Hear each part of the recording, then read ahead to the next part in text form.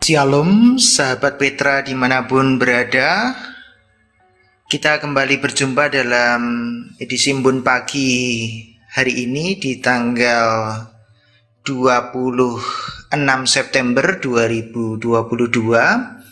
Kita bersama akan mendengarkan sapaan Sabda Tuhan bersama saya Pendeta Agus Prasetyo dari GKJ Bambu Tegalrejo Yogyakarta. Tema yang akan kita bersama renungkan berkaitan dengan panggilan Musa yang terambil dari Keluaran 3 ayatnya yang ke-10. Dan sebelum kita bersama mendengarkan pewartaan sabda di pagi hari ini, sahabat Petra yang terkasih, mari kita mohon berkat kepada Tuhan di dalam doa. Tuhan, kami sungguh bersyukur untuk pagi hari ini atas berkat-Mu. Kami boleh bangun dengan keadaan yang segar bugar atas berkat-berkat Tuhan. Terlebih pagi hari ini bersama dengan sahabat Petra dimanapun berada, kami boleh mengawali hari dengan memperdengarkan sabda-Mu. Tolonglah agar sabda-Mu menerangi kami, sehingga kami mampu memilih dan memilah mana yang harus kami upayakan dalam kehidupan ini untuk memuliakan Tuhan. Terima kasih, kami sambut sabda-Mu dengan penuh rasa syukur, karena semua kami minta dalam nama Tuhan Yesus Kristus. Amin. Baik sahabat Petra dimanapun berada, kita akan bersama membuka di Keluaran 3 ayatnya yang ke-10. Yang demikian sabda Tuhan. Jadi sekarang pergilah, aku mengutus engkau kepada Firaun untuk membawa umatku orang Israel keluar dari Mesir. Demikian satu ayat yang akan kita renungkan bersama, yang disebut berbahagia kita semua yang mendengar, merasakan dan dilakukan dalam kehidupan hari lepas hari. Amin.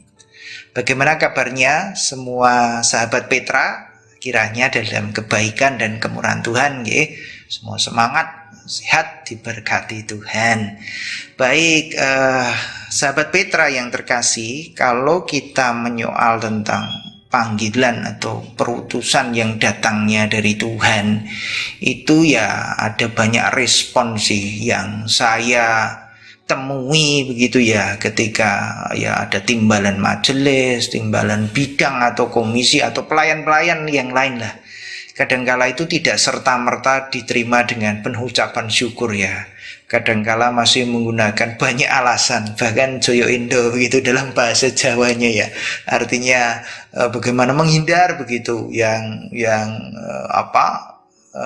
masih sibuk, masih belum punya waktu, masih banyak lagi yang menjadi alasan-alasan. Tapi kalau pertanyaannya dibalik, saya yakin kalau berkaitan dengan panggilan-panggilan yang lain gitu ya, panggilan kerja gitu, wah senang banget, siapa nggak senang kan gitu, wah ya, secara finansial jabat gitu, itu akan dapat mencukupi kebutuhan dan seterusnya. Panggilan untuk menjadi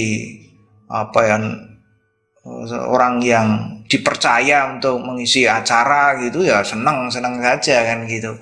Panggilan untuk kemudian ini karena panjenengan yang bisa saya serahkan dan ini ada kompensasinya sekian, wah itu pasti menyenangkan sekali kan gitu. Tapi kalau panggilannya ini berkaitan dengan pelayanan begitu ya, panggilan untuk bersama melayani, nah ini kadangkala perlu untuk saya doakan dulu, saya pergumulkan dulu, dan itu ditunggu-tunggu malah, ya nanti saya pergumulkan dulu, tapi jangan lama-lama, siap Pak Pendeta, nanti tidak lama kok kan itu. Sudah ditunggu-tunggu ternyata nggak ada jawabannya itu Tuhan belum kasih jawaban, akhirnya nggak jadi melayani juga bisa kadangkala begitu. Memang panggilan menjadi utusan Tuhan dalam pelayanan-pelayanan itu memang tidak mudah ya. Kadangkala mengorbankan waktu, mengorbankan tenaga, mengorbankan banyak hal, dan bahkan tidak bisa kalau diukur itu untung rugi, itu banyak yang nggak mau saya yakin. Tetapi kan ukurannya tidak duniawi ya, ukurannya tentunya berdasarkan kepada perutusan Tuhan memilih, itu kan pasti punya rencana yang indah. Tuhan memilih itu kan punya rencana agung ya, yang sebenarnya susah kita menjajaki. Loh, Tuhan kok milih saya ini nggak bisa apa-apa loh Tuhan, dalam hal-hal tertentu ya mungkin bisa, tapi kok ditaruh di tempat ini bagaimana, dan seterusnya. Nah, itulah yang tergambar juga dalam bacaan kita Bapak Ibu Saudara sekalian berkaitan dengan panggilan Musa ya. Lengkapnya sahabat Petra bisa melihat di pasal 3 dan 4, yaitu pergumulan Musa itu. Jadi tidak serta-merta Musa itu juga menjawab ternyata. Bahkan ada beberapa ayat yang saya soroti itu berkaitan dengan jawaban-jawaban Musa ketika Tuhan itu memilih Musa diutus membebaskan bangsa Israel ya. Yang kita bacakan di pasal 3 ayatnya yang ke-10 dari Keluaran itu ya. Tapi nanti dibaca lengkap sahabat Petra di pasal 3 dan 4 itu seputar tentang pergumulan Musa merespon panggilan Tuhan ini itu. Beliau Musa mengatakan pertama kali itu tidak layak. Enggak layak Tuhan, saya ini siapa? Enggak gitu. Itu pertama. Kemudian ada ketakutan juga. Ketakutannya ya mana mungkin nanti percaya bangsa Israel itu pada saya. Saya tidak bisa ini. Saya nanti takut tidak dipercaya gitu. Itu terjadi juga. Yang ketiga itu tidak pasti bicara. Saya ini gagap nggak pasti bicara gitu. Itu juga menjadi alasan. Kemudian ya ini yang agak ekstrim ini.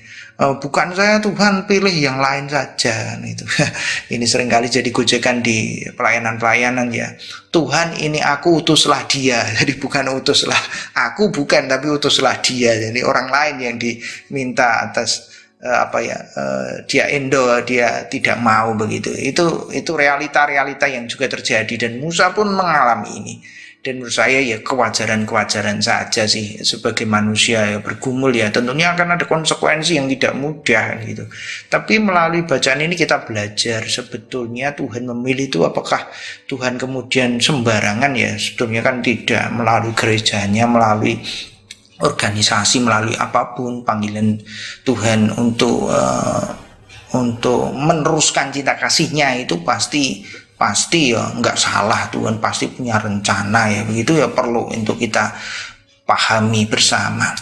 Meskipun Musa akan berhadapan dengan konsekuensi yang tidak mudah, itulah menjadi latar belakangnya ya. Karena berhadapan langsung dengan Firaun, si penguasa yang waktu itu berkuasa berdaulat penuh. Itu kalau boleh dibilang otoriter total itu. Dawuhnya Firaun itu kan tidak boleh dibantah sama sekali itu. Firaun berkuasa penuh itu.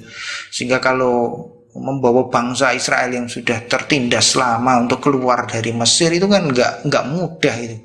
Lalu tekniknya seperti apa, lobbynya seperti apa, lalu bagaimana caranya itu kan belum ada gambaran itu bagaimana. Lalu ketika Musa merespon dengan baik, maka Tuhan pun memberikan petunjuknya, memberikan pendampingannya, termasuk nanti pemilihan terhadap saudaranya, kakaknya itu si Musa dan Harun ya. Tentunya ini menjadi kelengkapan bagaimana Tuhan tidak meninggalkan, akan memberikan partner-partner yang tentunya mendukung daripada pelayanan-pelayanan ataupun tugas-tugas itu sendiri. Nah, sahabat Petra yang terkasih dalam Tuhan, belajar dari panggilan Musa, ternyata pergumulan berat itu juga terjadi. Pun demikian memang harus mengambil keputusan dan sikap ya dalam respon panggilan Tuhan. Akan ada konsekuensi memang, tetapi panggilan itu bukankah indah karena mengarahkan untuk kita semakin memahami apa yang Tuhan maksud dalam kehidupan ini, untuk ikut dalam perayaan agung rencananya bagi kehidupan yang lebih baik. Perayaan agung Tuhan mengasihi dunia ini, perayaan agung bagaimana Tuhan memelihara kehidupan ini. Wah, ini kan Kalau kita maknai demikian berarti kita ikut ambil bagian untuk hal-hal yang luhur dan mulia yang tidak lagi bisa diukur secara material. Yang ini menurut saya sangat luar biasa sekali. Nah, oleh sebab itu sahabat Petra yang terkasih dalam Tuhan Yesus Kristus, kepemimpinan Musa lalu menjadi tonggak sejarah begitu. Bahkan Musa menjadi nabi besar yang sangat dikagumi karena keberhasilannya dalam merespon panggilan Tuhan itu, kesetiaannya, perjuangannya, dan semua yang dilakukannya itu dalam kerangka untuk taat dan tunduk kepada Tuhan. Itu bagian yang menurut saya penting, belajar, berproses, mengenal, memahami Sang yang mengutus itu dengan baik. Nah, itulah yang perlu untuk kita pahami bersama. Oleh sebab itu, sahabat Petra yang terkasih dalam Tuhan Yesus Kristus, kita bisa belajar bersama dari panggilan Musa. Memang kadangkala kita tidak mau merespon panggilan, atau belum ya, boleh saya bilang belum lah. Ya, harapan saya tidak akan waktu gilirannya untuk regenerasi ya kan, memang harus kan gitu menurut saya loh. Ya kalau enggak kan ya siapa lagi, kalau enggak kita siapa lagi kan gitu. Nah, harapan saya kan menjadi proaktif ya, saling pengertian lah. Misalnya bapaknya itu sudah jadi majelis 5 periode gitu ya. Artinya berapa tahun itu, sementara kita yang muda melihat bapak kita jalan saja sudah sempoyongan misalnya. Kok kita ya tega membiarkan orang tua kita melayani, dan kadangkala hujan-hujan masih punya semangat, kita yang muda malah asik ngopi di rumah, main apalah, kita ngegame lah atau apa, kok rasa-rasanya kita malah nggak punya rasa untuk harusnya ini sudah waktunya proses regenerasi saya yang harus juga ikut terlibat kan gitu. Itu menurut saya hal yang perlu kita gumuli bersama agar proses regenerasi itu berjalan dengan baik juga, merespon panggilan Tuhan supaya lebih produktif begitu dalam kita bersama melayani. Oleh sebab itu kita belajar ya, banyak sih alasannya, ya wajar kadangkala kita merasa tidak layak, tapi ingatlah yang menjadi ukuran layak dan tidak layak itu bukan manusianya itu sebetulnya, tetapi di mata Tuhan. Bukankah di mata Tuhan ketika Tuhan memilih sudah punya dasar-dasar yang kuat, tentunya Tuhan memilih itu. Saya yakin itu. Meskipun melalui gerejanya, melalui organisasi, melalui apapun yang kita hidupi ya, saya yakin Tuhan tidak pernah salah lah kan gitu untuk merancang, memilih kita itu. Bapak ibu saja kalau milih sayuran, milih apa itu dipertimbangkan, pilih bolak-balik kan gitu, ini bagus apa enggak dan seterusnya. Itu manusia, apalagi Tuhan kan jelas dalam milih mungkin dari kacamata manusia ya enggak layak, enggak seterusnya, tapi bagi Tuhan kan itu ya Tuhan berdaulat penuh ya, itu perlu untuk kita sadari bersama. Kemudian ya takut ya wajar sih, takut ya engko gek piye gitu ya, itu sering terjadi ya namanya dibutuhkan iman yang kuat juga nih, ya sadar betul memang gek piye atau gimana nanti di sana itu ya memang terjadi dalam kehidupan kita. Saya selaku pendeta ini ya awalnya juga takut ya, takut itu dalam pengertian ketika ditimbali atau pertama kali untuk panggilan menjadi pendeta itu kan banyak bayangannya ya, banyak pikirannya dan banyak kekhawatiran sekitarnya. Contoh misalnya orang tua itu nanti di sana gimana, temannya, orangnya bagaimana, lalu bagaimananya. Tapi kita meyakini ya Tuhan kalau sudah ngutus itu kan Tuhan ya nggak membiarkan, ya pasti ya Tuhan ya melengkapi, mengurus untuk kebaikan kita. Jadi ketakutan itu lumrah, tetapi jangan sampai ketakutan itu menguasai sehingga kita justru melupakan penyertaan Tuhan yang memampukan kita itu. Sehingga rasa takut bisa kita kelola bagian dari mempersiapkan diri sebaik mungkin untuk berserah kepada Tuhan, mohon bimbingan dan tuntunan Tuhan, sehingga justru di situ letak kekuatan kehidupan kita. Yang ketika misalnya saya nggak fasih bicara, oke, semua orang itu yang nggak bisa fasih bicara, iya sih, tapi kan bisa fasih-fasih yang lain, yang ini tentunya bukan menjadi alasan utama, tetapi kita nanti dalam kebersamaan saya yakin akan saling melengkapi, dan itu bisa dilatih untuk fasih bicara itu kan, dan seterusnya untuk bisa jam terbang ya, jam pengalaman itu akan juga membentuk. Jadi jangan pernah takut sih selama kita masih mau belajar begitu. Lalu yang terakhir, dan kadangkala kita memilih supaya enaknya nggak ikut serta itu ya, Tuhan ini aku pilihlah dia, artinya ya melemparkan ke orang lain, itu kan enak, paling penak gitu. Ketika ditunjuk, enggak saya, yang lain aja, itu sudah selesai toh kan gitu. Tapi sebenarnya enggak selesai. Artinya kita punya beban moral gitu ya. Kita akan menjadi pribadi yang suka melempar-lemparkan segala sesuatunya. Jadi kalau kita sesuatu yang enak kita mau, tapi kalau pengorbanan dan seterusnya untuk berjuang ya enggak mau gitu. Kan membentuk pribadi-pribadi kita yang kadangkala, sahabat Petra yang terkasih, justru kita tidak belajar tentang memikul salib Tuhan yang memang kadangkala butuh pengorbanan, butuh perjuangan, dan disitulah kita belajar mengasihi, baik suka, duka, tawa, tangis itu menjadi bagian untuk kita menjadi saksi-saksi Tuhan yang nyata.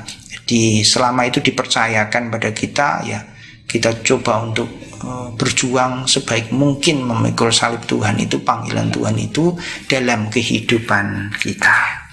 Nah, oleh sebab itu sahabat Petra yang terkasih, melalui panggilan Musa kita belajar untuk mari berani untuk terus merespon panggilan Tuhan demi kebaikan-kebaikan kehidupan, untuk ikut serta dalam kegiatan pelayanan-pelayanan yang kita upayakan. Mungkin panggilan itu bisa beraneka ragam ya, tugas dan panggilan kita di mana itu kan ladang medan kita untuk menjadi saksi-saksi Tuhan ya. Semua kita itu terpanggil kan gitu.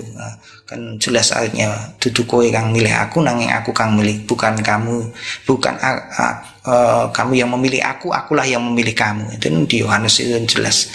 Maka saya yakin dimanapun Bapak Ibu saudara sekalian, sahabat Petra dimanapun berada, Tuhan memilih tentunya tidak pernah salah, dan Tuhan juga punya rencana untuk kebaikan kehidupan, tidak hanya untuk diri sendiri tetapi untuk sesama.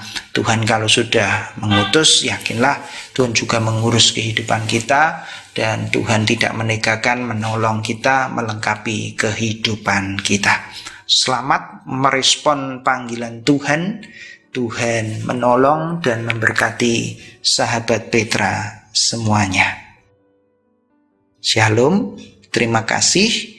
Kiranya Tuhan senantiasa memberkati sahabat Petra dimanapun berada.